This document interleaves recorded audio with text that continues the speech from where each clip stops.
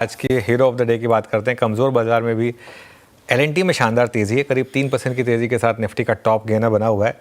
आशीष से जानते हैं पूरी की पूरी कहानी। Ashish, good afternoon. Good afternoon sir. L and T में ज़बरदस्त तेज़ी देखने को मिली है और ख़ासतौर पर अगर आप देखें तो ऐसे मार्केट में एलएनटी मार्केट को भी काफ़ी हद तक सपोर्ट कर रहा है। अब इसका चार्ट अगर आप देखें तो आज देखने लायक है। ये तो डेली चार्ट हमारी स्क्रीन पर आ रहा है, जहां पर ब्रेकआउट आपको बड़ी आसानी से और बहुत अच्छी तरीके से हमारी टीम ने इसको क्लैरिटी के साथ दिखाया है। लेकिन अगर इसकी असली ब्यूटी देखनी है तो आपको इसका वीकली चार्ट देखना चाहिए, लंबे टाइम फ्रेम का, जहां आपको नजर आएगा कि पिछले कुछ सत्रों के जो कंसोलिडेशन है, बार बार रिजेक्शन की फेज थी, उसके बाद से एक बहुत बढ़िया ब्रेकआउट स्टॉक ने अटेम्प्ट किया है। अब दरअसल अगर आप देखें तो बहुत सारे कैटलिस्ट ऐसे नजर आ रहे हैं जिसके चलते ऐसा लग रहा है कि एलएनटी ये जो तेजी है सिर्फ आज की नहीं है, हो सकता है कि आगे भी इसमें आपको एक्शन नजर आए। और बहुत सारी खबरें हैं। दरअसल अगर आप देखें तो आज भी जैसे एक खबर के ऊपर ये रिएक्ट कर रहा है, जहां पर देखें तो हैदराबाद मेट्रो प्रोजेक्ट जो है वो तेलंगाना सरकार लेगी और इसके लिए उन्हें 2000 करोड़ मिलेंगे। और साथ में अगर आप देखें तो 13,000 करोड़ का जो इनका डेट था वो भी ट्रांसफर हो जाएगा। तो मार्केट अगर आप देखें तो इसके चलते काफी ज्यादा उत्साहित नजर आ रहा है और बढ़िया बता रहा है इस फैसले से। और इसकी बैलेंस शीट जो है एलएनटी की बताई जा रही है कि काफी हल्की होगी। ईपीएस में आगे बढ़त यहां पर देखने को मिल सकती है। इसके चलते इस डेवलपमेंट को बहुत पॉजिटिव बताया। लेकिन एलएनटी ऐसा है कि इसका कारोबार इतना विस्तारित है कि इसके लिए एक पॉजिटिव खबर काफी नहीं होती। बहुत सारी चीजें चल रही हैं ऐसी, जिसके चलते ऐसा लग रहा है कि स्टॉक में एक्शन भरपूर देखने को मिलेगा।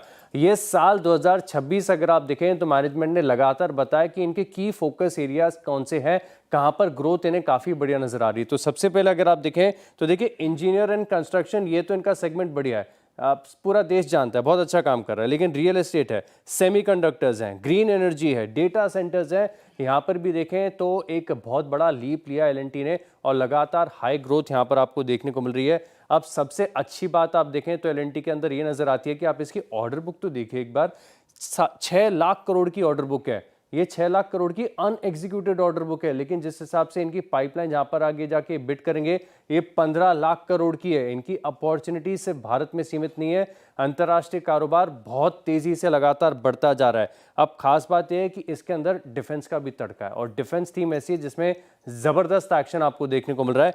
अब कंपनी लगातार अब देखें तो बहुत सारे प्रोडक्ट्स ये लॉन्च करते जा रहे हैं, जैसे कम्युनिकेशन डिवाइसेस हैं, इंजीनियरिंग पर फोकस है, डिफेंस व्हीकल्स हैं, इनके पास सेंसर्स हैं। और कुछ दिन पहले खबर भी आई थी, इनफैक्ट 1-2 दिन पहले की खबर है कि बीएल के साथ इन्होंने कोलैबोरेशन भी किया। इसको लेकर भी अगर आप देखें तो मार्केट काफी ज्यादा उत्साहित नजर आता है। लेकिन ये स्टॉक जाना जाता है बड़ी डीप वैल्यू के लिए। देखिए इनका कोर कारोबार बहुत मजबूत है, बहुत अच्छा है, लेकिन खास बात है कि इनकी जो सब्सिडरी कंपनीज है ये भी इसकी वैल्यू में बड़ा ऐड करते हैं। हालांकि दोनों सब्सिडरीज फिलहाल सेक्टर ऐसा है जहां पर बाजार का फोकस नहीं है। लेकिन आप देखिए कि एलटीआई माइंट्री यहां पर ये 68.56% हिस्सेदारी ओन करते हैं, एलटीटीएस 73.59।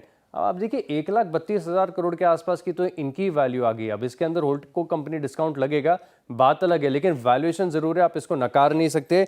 और अच्छी बात है कि इतने हाई ग्रोथ प्रोस्पेक्ट्स, बढ़िया बैलेंस शीट, जबरदस्त ट्रैक रिकॉर्ड, लेकिन इसके बाद भी वैल्यूएशन रीजनेबल है। FY26 29 टाइम्स, फॉरवर्ड लुकिंग अगर आप देखें तो 24 टाइम्स और FY28 मात्र 20 टाइम्स के ऊपर। इतनी बढ़िया बैलेंस शीट, इतनी अच्छी ऑर्डर बुक मिल रही है, इसी के चलते सर लग रहा है कि स्टॉक हो सकता है कि आगे जाके और नए हाई स्केल करें।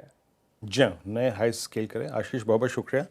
और मैं एक बात कह सकता हूँ कि 2022 के मिड तक या फिर 2023 से पहले तक एलएनटी प्राइस एप्रिसिएशन के मामले में पीछे था versus ABB versus Siemens versus Cummins, लेकिन फिर इसने डोमिनेट किया, फिर इसने भी वो तेज़ी पकड़ ली।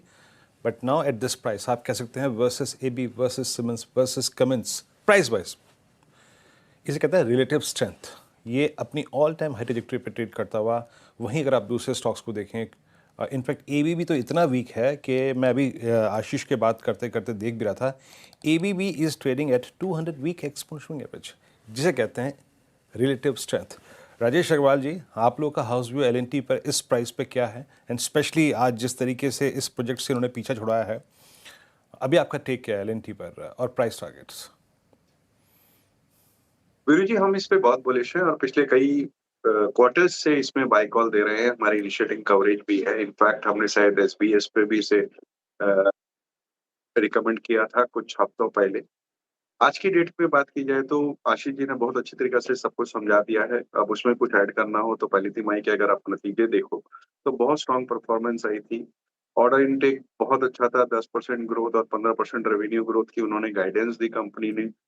15.5% के आसपास के रेवेन्यू बढ़े हुए नजर आए थे।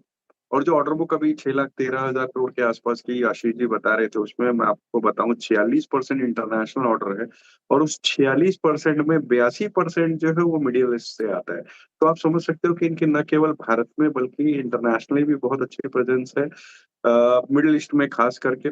और डोमेस्टिक प्लेयर तो बढ़िया ही है। आज की डेट में अगर हम ये मान के चलते हैं कि इंफ्रास्ट्रक्चर या इकोनॉमी भारत की बढ़ने वाली है, तो एल एक उसका प्रॉक्सी प्ले है। तो ये बिल्कुल एक लॉन्ग टर्म पोर्टफोलियो में मस्ट हैव स्टॉक है। और मैं समझता हूँ कि इसमें एक एसआईपी की तरह करना चाहिए और रिटेल इन्वेस्टर को एसआईपी करें और इसमें बिल्कुल बने रहें।